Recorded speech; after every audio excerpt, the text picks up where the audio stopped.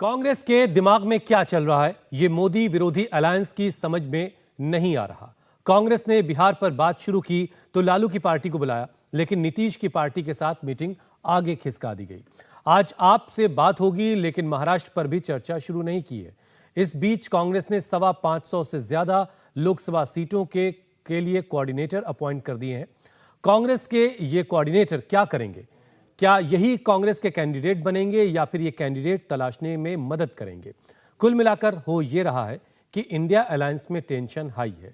क्या कांग्रेस खुद अलायंस छोड़ेगी या ज्यादा सीटों पर लड़ने के लिए वो प्रेशर टैक्टिक्स आजमा रही है? इससे 24 का रिजल्ट कितना बदलेगा? कांग्रेसी गणित और बीजेपी के नए टारगेट के बारे में संपूर्ण जानकारी इस रिपोर्ट में देखिए।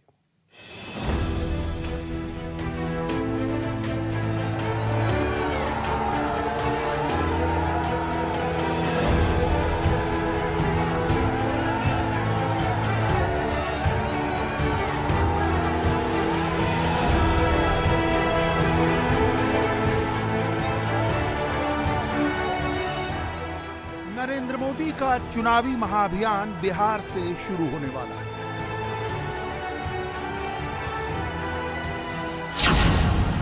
तारीख 13 जनवरी और जगह बिहार के पश्चिमी चंपारण का बेतिया। उत्तर में नेपाल, पश्चिम में यूपी, पूरब में मिथिलांचल और दक्षिण में पूरा बिहार। बेतिया वो जगह है जहां मोदी ने मई 2014 में पीएम बनने से पहले रैली की थी। अक्टूबर 2015 में मोदी यहां परिवर्तन रैली करने आए थे। जुलाई 2023 में मोदी ने बेतिया में गंडक पर पुल बनवाना शुरू किया और अब 13 जनवरी को प्रधानमंत्री प्रवास कार्यक्रम के तहत बेतिया आ रहे हैं। प्रधानमंत्री के आने से बिहार का सियासी पारा चढ़ने लगा है। आपको लगता होगा कि जब 22 जनवरी को अयोध्या में इतना बड़ा इवेंट हो रहा है तो मोदी को उससे 9 दिन पहले बिहार के बेतिया में रैली करने की क्या जरूरत? मोदी के विरोधी भी ऐसा ही सोचते हैं। विरोधी दलों के नेता खरमास के खत्म होने का इंतजार कर रहे हैं। मोदी खरमास में ही कैंपेन लॉन्च करने जा रहे हैं। ये अंतर है मोदी की पार्टी और विरोधी पार्टी। मोदी से दुश्मनी रखने वाले दलों ने हाथ तो मिला लिया, लेकिन उनके दिल अब तक नहीं मिले। बिहार की सीट शेयरिंग पर दिल्ली में बातचीत शुरू हुई है। 3 दिनों तक बातचीत ही होगी, लेकिन सब चुप चुप है। कोई कुछ बोल नहीं रहा, कुछ बता नहीं रहा। न राहुल की पार्टी बोलती है, न लालू की पार्टी कुछ बोलती है, न नीतीश कुमार की पार्टी कुछ बोलती है। सब वेट एंड वॉच कर रहे हैं। विरोधियों को मोदी से लड़ना क्यों नहीं आता? नैरेटिव के मोर्चे पर विरोधी कहां फेल हो रहे हैं, वो आगे बताएंगे। पहले नंबर पर ध्यान दें।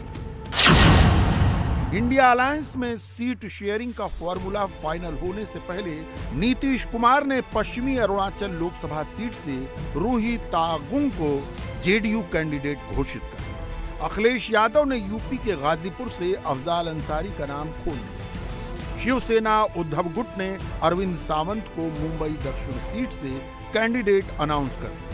अब अरविंद केजरीवाल ने आप विधायक चैतर बसावा को गुजरात की भरूच सीट से कैंडिडेट अनाउंस कर दिया। दोस्तों, आज मैं ऐलान करना चाहता हूं, आम आदमी पार्टी की तरफ से आने वाले लोकसभा चुनाव में भरूच सीट से चैतर बसावा लोकसभा का चुनाव लड़ेंगे।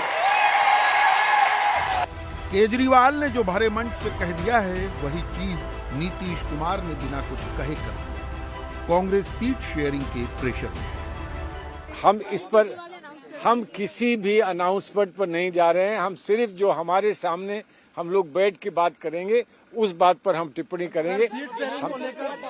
सीट शेयरिंग पर अच्छी बातचीत चारों तरफ जारी है। कल 12 बजे के बाद। अब जेडीयू के बाद अरविंद केजरीवाल ने भी अपने लोकसभा प्रत्याशी कोई समय मैं एक दफा आपसे कह दिया, कोई समस्या नहीं है। जो भी बात होगी वो हमारी अंदर बैठकर जो बात होगी उसी पर हम टिप्पणी करेंगे। जो भी आपके माध्यम से या आवाम में जो बात कही गई है या कहीं से वो बात आ रही है, उस पर हम कोई टिप्पणी नहीं करेंगे। बात सबसे पहले बिहार में लोकसभा की 40 सीटें। 2019 में एनडीए को बिहार में 39 सीटें मिली थी। कांग्रेस को किशनगंज की 1 सीट मिली थी। नीतीश कुमार की पार्टी एनडीए का हिस्सा थी, उसे 16 सीटें मिली। लेकिन लालू यादव की पार्टी आरजेडी का खाता तक नहीं खुला। नीतीश कुमार के पाला बदलकर एनडीए से इंडिया अलायंस में आने के बाद मोदी विरोधी अलायंस को सबसे ज्यादा उम्मीद बिहार से ही है। इसलिए सब मिलकर बिहार की सीटें बांटने में लगे। अब तक जो संकेत मिले हैं उससे लगता है कि नीतीश कुमार की पार्टी जेडीयू 16 सीटों पर चुनाव लड़ेगी। लालू तेजस्वी की आरजेडी भी 16 सीटों पर लड़ सकती है। कांग्रेस को 6 सीटें और वामपंथी दलों को 2 सीटें दी जाएंगी। 16-16-6-2 का ये फॉर्मूला नीतीश और लालू की पार्टी की ओर से आया। कौन कितनी सीटों पर लड़ेगा ये तय हो गया। हमने तो केवल यह कहा है कि हमारी इतनी सीट है, हम उन सीटों पर चुनाव लड़ेंगे। बाकी 24 सीट है, तो 24 सीट पर राष्ट्रीय जनता दल, कांग्रेस, वामपंथी पार्टियां सबकी दावेदारी बनती है। इसलिए किसी का नुकसान और किसी का फायदे की बात नहीं, बल्कि इंडिया ब्लॉक को फायदा हो, यह हमारी रणनीति है। नरेंद्र मोदी अपने दम पर बिहार की 40 में से 40 सीटें जीतने की व्यूह रचना करके बढ़ रहे हैं। नरेंद्र मोदी के बाद अमित शाह और जेपी नड्डा का भी बिहार दौरा प्लान हो चुका है। जनवरी और फरवरी में नरेंद्र मोदी बेतिया, बेगूसराय और औरंगाबाद में रैलियां करेंगे। अमित शाह सीतामढ़ी, मधेपुरा और नालंदा में जनसभा करेंगे। जेपी नड्डा सीमांचल और पूर्वी बिहार को पकड़ेंगे। बिहार से यूपी की तरफ बढ़ें तो यहां लोकसभा की 80 सीटें हैं। गठबंधन दोनों तरफ है। एनडीए में नरेंद्र मोदी की बीजेपी, अनुप्रिया पटेल का अपना दल, संजय निषाद की निषाद पार्टी और ओपी राजभर की एसबी-एसपी के बीच सीटों को लेकर कोई मतभेद ही नहीं। अभी सीट का कोई नहीं है। हम लोगों को सरकार नहीं बनाना है। देश के प्रधानमंत्री माननीय नरेंद्र मोदी जी को तीसरी बार बनाना है और पहलवान हैं, तैयारी में हैं। जब सीट बंटवारा होगा तो फिर बताएंगे। दूसरी तरफ इंडिया अलायंस पार्टनर्स को अभी तक यही नहीं मालूम कि अलायंस में है कौन। सपा, कांग्रेस, आरएलडी का गठबंधन तो दिख रहा है क्योंकि ये पार्टियां कई बार बैठक कर चुकी हैं। मायावती को लेकर असमंजस है। कल तक मायावती को इंडिया अलायंस में लाने की चर्चा हो रही थी। कांग्रेस मायावती को साथ लेना चाहती है, मगर मायावती ने अखिलेश यादव पर हमला बोल दिया है। बीएसपी सुप्रीमो ने बैक टू बैक 2 ट्वीट किए। मायावती ने अखिलेश के लिए जो लिखा, उन शब्दों पर गौर कीजिए। सपा प्रमुख को पहले अपने गिरेबान में झांक कर देखना चाहिए कि उनका दामन भाजपा को बढ़ाने और उनसे मेलजोल के मामले में कितना दागदार है। तत्कालीन सपा प्रमुख द्वारा भाजपा को संसदीय चुनाव जीतने से पहले और चुनाव बाद आशीर्वाद देने को कौन भुला सकता है। मायावती की इस लाइन ने अखिलेश यादव की साइकिल को पंक्चर कर दिया। कोई चर्चा इसलिए नहीं करनी चाहिए कि आने वाले समय में गठबंधन होने जा रहा है और गठबंधन होकर के बीजेपी का मुकाबला करने जा रहे हैं। भैया भाजपा लगातार आप सपा को तंग कर रही है कि गठबंधन क्या बीएसपी के साथ होगा गठबंधन, आप इशारा कर रहे हैं। मैं आप पत्रकार साथियों से कहना चाहता हूं, हर बात को आप समझते हो, जानते हैं, लेकिन उसके बावजूद भी जलेबी की तरह गोल गोल घुमाते हो आप।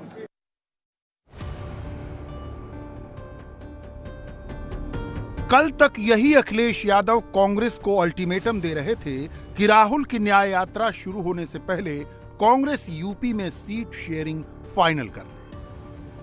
अखिलेश ने गाजीपुर से बीएसपी के पूर्व सांसद अफजाल अंसारी को सपा का टिकट देने का ऐलान कर दिया था। कल तक अखिलेश को मायावती पर एतबार भी नहीं हो रहा था। मायावती के रुख ने पासा पलट दिया। यात्रा हो अच्छी बात है, लेकिन सभी दल ये चाहते हैं यात्रा से पहले टिकट बंटवारा हो, सीट बंटवारा हो, और जब सीट बंटवारा हो जाएगा तो यात्रा में भी बहुत से लोग अपने आप सहयोग करने निकल पड़ेंगे, क्योंकि जो प्रत्याशी चुनाव लड़ने वाला होगा तो पूरी जिम्मेदारी से वहां खड़ा दिखाई देगा। लेकिन सर इस चुनाव में जिस तरह से इंडिया गठबंधन मायावती को भी जोड़ना चाहता है, तो क्या अगर मायावती इस गठबंधन में जुड़ती है तो ये इंडिया गठबंधन के लिए फायदा होगा या नहीं होगा? उसके बाद का भरोसा आप दिलाओगे?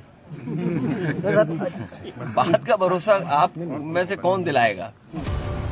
यूपी में जो स्थिति बन रही है उसमें 3 कोण दिख रहे हैं। पहला कोण बीजेपी और एनडीए का, जिसके पास ऑलरेडी 50% से अधिक वोट है। दूसरा कोण एनडीए के पार्टनर्स सपा, कांग्रेस और आरएलडी का, जिसके पास 25% के करीब वोट है। तीसरा कोण मायावती की बीएसपी का, जिसे 2019 में 19% वोट मिले। सिंपल मैथमेटिक्स ये कहता है कि मायावती अगर इंडिया में आ जाती हैं तो भी बीजेपी और एनडीए अलायंस को बीट कर पाना मुमकिन नहीं। यहां तो पहले से ही जूतम पैजार हो रही है, तो सीट शेयरिंग कैसे होगी? दिल्ली और पंजाब में गठबंधन का माहौल बिगड़ चुका है। केजरीवाल ने अब गुजरात में भी दावा ठोक दिया है। साथ मिलकर बीजेपी से लड़ते लड़ते कहीं ऐसा न हो कि इंडिया अलायंस के पार्टनर आपस में ही लड़ने लगे। 48 सीटों वाले महाराष्ट्र में यही हो रहा है। 42 सीटों वाले बंगाल में भी यही हो रहा है। मोदी विरोधी मोर्चा जिन राज्यों में मजबूत दिख रहा है, वहां खुद से ही लड़ रहा है। महाराष्ट्र में उद्धव ठाकरे की शिवसेना और कांग्रेस के बीच सीटों को लेकर पेच फंसा है। शरद पवार मीडिएटर की भूमिका में है। लेकिन बंगाल में तो कोई मीडिएटर भी नहीं। तृणमूल की मुख्यमंत्री ममता बनर्जी और कांग्रेस नेता अधीर रंजन चौधरी की आपसी रंजिश खुलकर सतह पर आ रही है। ताजा मामला बंगाल के संदेश खाली में ईडी की टीम पर हमले का है। ईडी क्या करेगा? ईडी खुद इडियट है। बंगाल में जो सत्ता है, जो सत्ताधारी जो पार्टी है, ये इनको लुक आफ्टर करेगी ना। ये सारे इन लोगों को पार्टी के अंदर जो सारे खतरनाक शख्स रहते हैं, खूनी दरिंदे रहते हैं, उन लोगों पे देखभाल करने के लिए सत्ताधारी पार्टी खुद काम करते हैं। ये लुक आफ्टर गवर्नमेंट है, तो इसके खिलाफ लुक आउट करके क्या करेगा? सारे बॉर्डर खाली है, सारे बॉर्डर पूरा सा है, आवागमन में कोई असुविधा नहीं है। कहां ईडी, कहां सीबीआई? ईडी सीबीआई को घुसने की हिम्मत है क्या? पश्चिम बंगाल की 42 सीटों पर सीट शेयरिंग की चाबी ममता बनर्जी के हाथ में है। वो चाहें तो कांग्रेस के लिए कोई सीट छोड़े, चाहें तो न छोड़े। ममता की सेहत पर ज्यादा असर नहीं पड़ता, लेकिन ममता अगर हाथ छोड़ दें तो कांग्रेस बंगाल में 0 हो सकती है। इसके बावजूद कांग्रेस ममता बनर्जी को ही छेड़ रही है। मोदी के विरोधी ईवीएम से नहीं हारते, मोदी के विरोधी अपनी गलतियों से हारते हैं। राजनीति में कोई अजेय नहीं होता। इस देश की आवाम ने चुनाव में सर्वशक्तिमान इंदिरा गांधी को भी हराया, राजीव गांधी को भी हराया, अटल बिहारी वाजपेयी की सरकार को भी गिराया और मनमोहन सिंह सरकार को भी उखाड़ फेंका। चुनाव के लिए नंबर मायने रखते हैं, साथ ही एक नैरेटिव भी चाहिए। नैरेटिव स्ट्रांग हो तो मजबूत से मजबूत सरकार भी गिराई जा सकती है। 2014 के चुनाव को याद कीजिए। 1,76,000 करोड़ का 2G स्पेक्ट्रम घोटाला, 1,86,000 करोड़ का कोल खदान आवंटन घोटाला, 70,000 करोड़ का कॉमनवेल्थ घोटाला। यूपीए की मनमोहन सिंह सरकार के खिलाफ करप्शन वाला एक नैरेटिव तैयार था। अन्ना के आंदोलन ने इसे घर घर पहुंचा दिया। फिर मोदी ने अच्छे दिन आएंगे वाला नैरेटिव दिया, तो 2014 के चुनाव में कांग्रेस 206 सीटों से 44 सीटों पर सिमट गई। बीजेपी 166 से 282 सीटों तक पहुंच गई। उससे 10 साल पहले 2004 के चुनाव को याद कीजिए। वाजपेयी सरकार फील गुड फैक्टर के रथ पर सवार थी। कांग्रेस ने एक सिंपल सा सवाल उछाला, आपको क्या मिला? शाइनिंग इंडिया के बीच ये सवाल आम जनता के जहन तक घुस गया। कांग्रेस 114 सीटों से 145 सीटों तक पहुंच गई। बीजेपी 182 से 138 सीटों तक घट गई। वाजपेयी सरकार गिर गई, कांग्रेस की सरकार बन गई। 1989 के चुनाव में बोफोर्स का मुद्दा सिर्फ 64 करोड़ के घोटाले का था, लेकिन वीपी सिंह ने उसी पर एक नैरेटिव क्रिएट कर दिया। गली गली में शोर है, राजीव गांधी चोर है। ये नारा उत्तर से दक्षिण तक पहुंच गया। 1984 में राजीव गांधी की कांग्रेस के पास 414 सांसद थे। 1989 के चुनाव हुए तो वीपी सिंह ने कांग्रेस को 197 सीटों पर समेट दिया। राजीव हार गए, वीपी सिंह प्रधानमंत्री बन गए। 1977 का चुनाव लोकतंत्र बहाली का क्लासिकल एग्जाम्पल है। हम उससे भी 10 साल पहले के चुनाव के बारे में बताते हैं। 1967 में नेहरू की बेटी इंदिरा गांधी पहली बार चुनाव फेस कर रही थी। उनके सामने विपक्ष का कोई नेता नहीं था, लेकिन विपक्ष का एक नारा क्लिक कर गया, इंदिरा तेरे शासन में कूड़ा बिक गया राशन। इस नैरेटिव ने कांग्रेस को सिर्फ 21 सीटों के बहुमत पर ला दिया। कांग्रेस को लोकसभा की 523 सीटों में से केवल 282 सीटें मिली। वही इंदिरा जब 1980 में वापसी कर रही थीं, तब उन्होंने खिचड़ी सरकार या मजबूत सरकार का नारा दिया। खिचड़ी लोगों की समझ में आ गया और इंदिरा लोकसभा की 531 सीटों में से 353 सीटों के विशाल बहुमत के साथ सत्ता में वापसी कर गई। इंदिरा गांधी के समय राजीव गांधी और वीपी सिंह के समय इलेक्ट्रॉनिक मीडिया नहीं था।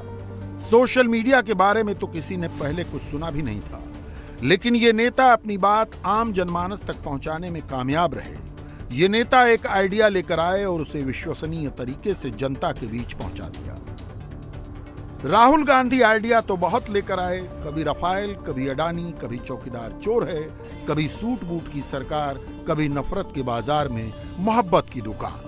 लेकिन राहुल गांधी अपने एक भी आइडिया को जनता के जहन तक नहीं उतार पाए। अभी मुझे पता लगा भारत जोड़ो न्याय यात्रा चल रही है। अरे वाह रे वाह, भारत को तोड़ने में तुमने कोई कसर छोड़ी नहीं, अब भारत को जोड़ने की यात्रा में तुम चले हो। आप बताओ, धारा 370 भारत को कमजोर करता था कि नहीं करता था? करता था कि नहीं करता था? मोदी जी ने धारा 370 हटा दी कि नहीं हटा दी? और कांग्रेस ने उसका विरोध किया कि नहीं किया? किया कि नहीं किया? ये जोड़ने चले। जब जवाहरलाल नेहरू के परिसर में नारे लग रहे थे, भारत होंगे टुकड़े टुकड़े इंशाअल्लाह इंशाअल्लाह, और दूसरे दिन इन नारे लगाने वाले लोगों के साथ राहुल गांधी खड़े हो जाते हैं, बोलते हैं मैं तुम्हारे साथ हूं। बोलो, ये जोड़ो यात्रा है या तोड़ो यात्रा है? आज दिन तक माफी नहीं मांगी राहुल गांधी ने, आज दिन तक। और मेरा ये कहना है कि जब तक तुम माफी नहीं मांगते हो, तुम कभी भारत को जोड़ नहीं सकते, तुम हमेशा तोड़ने के लिए लगे रहे, ये याद रखना। राहुल फिर से यात्रा पर निकलने वाले हैं, लेकिन चुनाव से पहले मुख्य विपक्षी दल के नेता के पास जो विश्वसनीयता होनी चाहिए वो मिसिंग है। इसीलिए मोदी जीत रहे हैं, राहुल लगातार हार रहे हैं।